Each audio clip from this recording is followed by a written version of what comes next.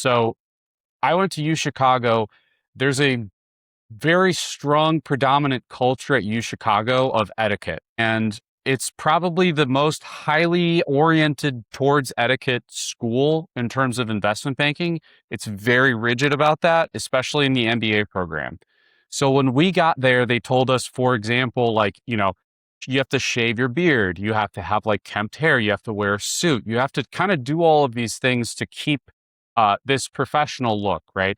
And that's not, that's beyond that. There's more than just the look of it. So, for example, one of the things that we do is like an info session or a meet and greet. And some of you at target schools and even non-target schools, you'll have these events where the bankers will come and talk to you all. And then afterwards, you'll be able to like ask questions and you kind of form a circle around them, basically. We called it a crop circle. And in a crop circle, we would collaborate with each other to know like, okay, we're going to go sort of like person by person. We're not going to jump over each other.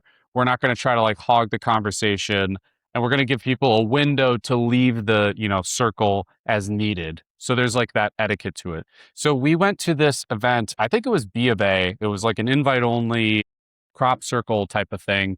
And there's another school there. It's another Chicago school. I won't say which one, but it's on the north side in Evanston. That should give it away. And there was a guy there who was just like, he had a big beard and messy hair. The suit didn't look good. It didn't fit right. And he was like, he was eating during the crop circle and kind of eating while talking. And it was like, the impression that he gave off was that basically like he didn't care. Not exactly that he didn't care. I guess I shouldn't say it's almost more like it's like he's not at your service, right? He's not like ready to go, like prepared to have a conversation and kind of be like professional about that. So anyway, we go through this crop circle. We're kind of going around. He starts pulling in the conversation, right? He's starting to ask a lot of questions, and the conversation is pulling towards him.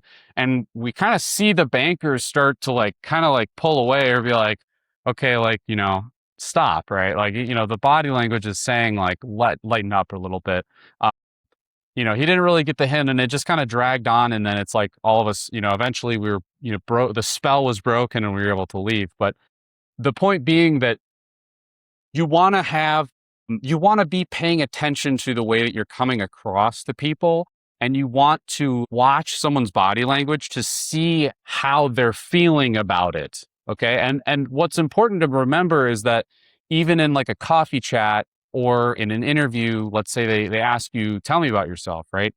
If you're going on for like 2, 3, 4, or 5 minutes and you can see that their body language is kind of like shutting down, like you should respond to that, right? You should be kind of like, you're trying to give them this impression that you care about their, the effect on them and that you're trying your best to do well by them. So all of those things, sorry about that, Paul. Well, we all make mistakes, even Northwesterners make mistakes. But anyway, everybody makes mistakes in this process. You will make mistakes in this process and you will get cut from banks, despite your best efforts. The thing also to know is that a lot of times you won't even hear about it. You won't even know about it. It's just that things will move on without you. Invite onlys will happen, or the next wave of things will happen and you won't be involved in those things. So that's why it's kind of helpful to sort of know some of these signals up front so that you kind of know what to look for. So you're sort of being able to get feedback on yourself as you're going through the process, if that makes sense. So the other thing is, the other thing to note is that if you're at a target school or MBA programs or, other schools may have this, but it's like you may be at an event where there's food, you may be at an event where there's alcohol. Those are all things that you need to be very like careful about. You don't want to eat during the event because you have to shake people's hands, which I know sucks. I didn't invent these rules, but don't do it.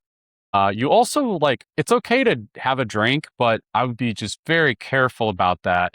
That's something that can very quickly go off the rails, and you being drunk is really not charming. I would just avoid that if you can. So the main thing that I want you to remember is that there are some of these rules, unspoken rules, right? Even though we're speaking some of them, the main thing is that you need to look at the reaction that people are having to you, and you want that reaction to be positive, and that, oh, this person's a professional, and that they're here and to service me, and that if I put them in front of a client, at worst, they wouldn't embarrass me. At worst, they would just be quiet, right? So those are all things to keep in mind. Hopefully you find it useful. We'll see you next week.